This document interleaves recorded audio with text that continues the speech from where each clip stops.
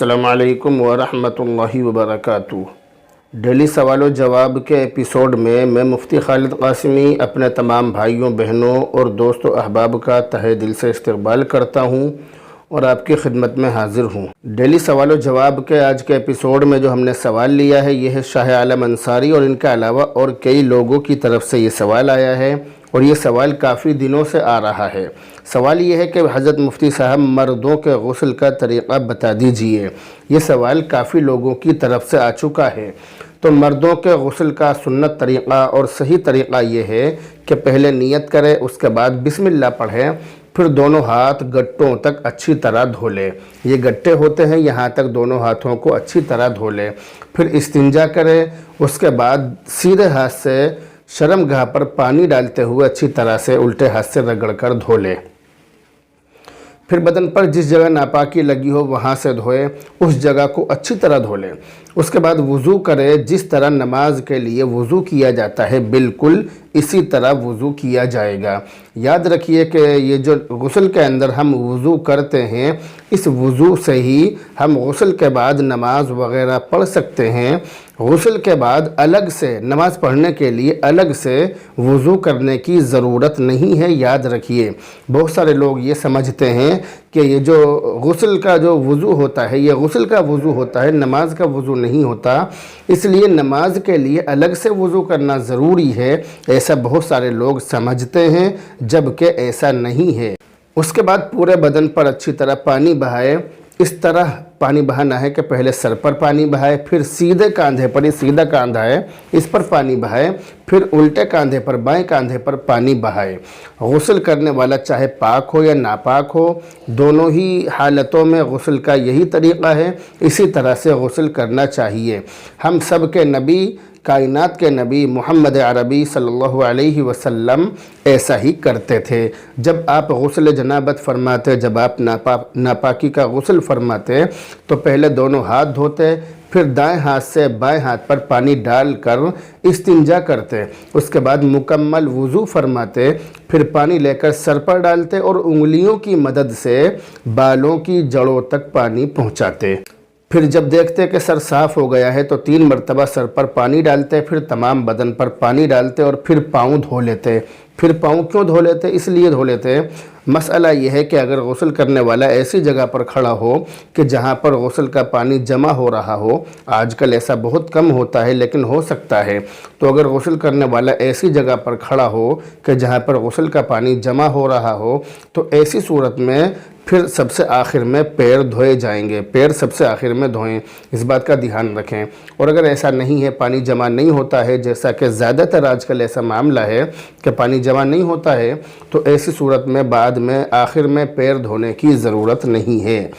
याद रखिए कि अगर बदन का कोई भी हिस्सा बाल बराबर सूखा रह गया तो गुस्ल नहीं होगा, क्योंकि गुस्ल में 3 फ़र्ज़ हैं। नंबर 1 कुल्ली करना, नंबर 2 नाक में पानी डालना, नाक की जो नरम हड्डी है यहाँ तक पानी पहुँचाना, नरम जगह तक पानी पहुँचाना, और नंबर 3 है बदन पर, तमाम बदन पर पानी बहाना। तो पानी बहाने का मतलब ये नहीं है कि हमने बदन पर पानी बहा लिया बस काफ़ी है, ऐसा नहीं है। याद रखिए कि बदन का जो ज़ाहिरी हिस्सा है सर से लेकर पैरों तक, जो सर से पाँव तक का जो हिस्सा है उसके हर हिस्से को, जिस्म के हर हिस्से को और हर पुर्जे को धोना और पानी बहाना ये ज़रूरी है, फ़र्ज़ है।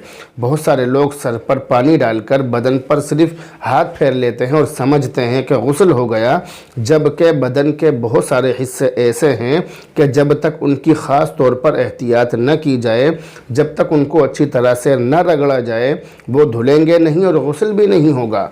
जैसे हाथ पैर के उंगलियों की बीच की जो जगह है, हाथों के और पैर के जो उंगलियां हैं हाथ पैर की, इनके बीच का जो ये हिस्सा है इसको अच्छी तरह से रगड़ कर धोना ये ज़रूरी है, वरना यहाँ तक पानी नहीं पहुँचेगा। इसी तरह जो इंसान की भुएँ हैं, मूँछें हैं और दाढ़ी के बाल जो हैं, तो ये जो बाल हैं जड़ से लेकर पूरे बाल ये भीगने ज़रूरी हैं, तो इनको भी अच्छी तरह से धो लेना चाहिए। इसी तरह कान का हर पुर्जा और उसके सुराख का मुंह और कानों के पीछे का हिस्सा, और इसी तरह ठोड़ी और गले का जोड़, ठोड़ी اور گلے کا جوڑ، اس کے لیے گلے کے جوڑ کو دھونے کے لیے منہ اٹھانا ضروری ہے۔ منہ اٹھانے کے بعد اچھی طرح سے رگڑا جائے گا تبھی جا کر یہ دھلے گا، ورنہ اگر اس طرح سے، جس طرح میرا منہ ہے نارمل طریقے سے اگر اس طرح سے ہم نے دھویا تو پانی یہاں جو یہ ملا ہوا جو حصہ ہوتا ہے اس میں نہیں پہنچے گا، تو اس کے لیے منہ اوپر اٹھا کر دھونا ضروری ہے۔ اسی طرح بغل کا حصہ، آدمی پانی بہا لیتا ہے لیکن پانی نہیں پہنچتا ہے، اس کے لیے ہاتھ اٹھانا ضروری ہے۔ ہاتھ اٹھا کر اچھی طرح سے کپڑے سے یا کسی بھی طرح سے رگڑ لیا جائے۔ اسی طرح پیٹ کی جو بہت سے لوگوں کا پیٹ بہت زیادہ موٹا ہوتا ہے تو یہاں اس جگہ پر پیٹ کی کئی تہ ہو جاتی ہیں، تو ان کو ہٹا کر اندر تک پانی پہنچانا، اچھی طرح سے دھونا یہ ضروری ہے۔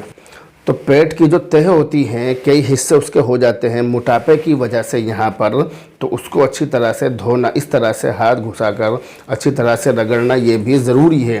اسی طرح ناف، جس کو ہم ہمارے یہاں پر ٹونڈی بھی کہتے ہیں، یہ جو ناف کا جو حصہ ہے اس حصے کو، اس پر پانی ڈالنا اور پھر اندر انگلی گھسا کر دھونا یہ ضروری ہے، کیونکہ بہت سی مرتبہ پانی نہیں پہنچتا ہے۔ اسی طرح ران اور پنڈلی کا جوڑ، ران کہتے ہیں یہ جو ہماری گھٹنے سے اور یہ شرم گاہ تک کا جو حصہ ہوتا ہے اس کو ران کہتے ہیں۔ تو اس جوڑ کو، یہ جو ان دونوں کا جوڑ ہے یعنی جہاں سے ہماری ٹانگ شروع ہوتی ہے اس جگہ کو اچھی طرح سے رگڑ کر دھونا۔ اسی طرح گھٹنے کے پیچھے کا حصہ، یعنی گھٹنے کے پیچھے کا جو حصہ ہے ٹانگ میں پچھلا حصہ، اس کو بھی اچھی طرح سے دھونا یہ بھی ضروری ہے، کیونکہ بیٹھ کر نہانے کی صورت میں ان دونوں جگہوں پر پانی نہیں پہنچے گا۔ جو دونوں جگہ میں نے بتلائی، ایک تو ٹانگ کی شروعات یعنی آدمی کے پیٹ اور ٹانگ کے بیچ کا جو حصہ ہے جو جڑ ہے یہاں پر پانی نہیں پہنچے گا۔ اسی طرح سے گھٹنے کے پیچھے کا جو حصہ ہے، گھٹنے کے پیچھے کا حصہ یہاں پر، ان دونوں جگہوں پر بیٹھ کر نہانے کی صورت میں پانی نہیں پہنچے گا، تو دونوں ہی جگہ پانی پہنچانا فرض ہے، ضروری ہے۔ اسی طرح سردی کے موسم میں، خاص طور سے سردی کا جو موسم ہے اس موسم میں ہمارے جو پاؤں ہے، پاؤں کی جو ایڑی ہے، ایڑی کو اچھی طرح سے رگڑ کر دھونا، اور پیروں کا یہاں کا جو حصہ ہے اس حصے کو بھی اچھی طرح سے دھونا یہ ضروری ہے، کیونکہ صرف پانی بہانے سے اندر تک پانی نہیں پہنچے گا، وہاں سے وہ حصہ خشک رہ جائے گا۔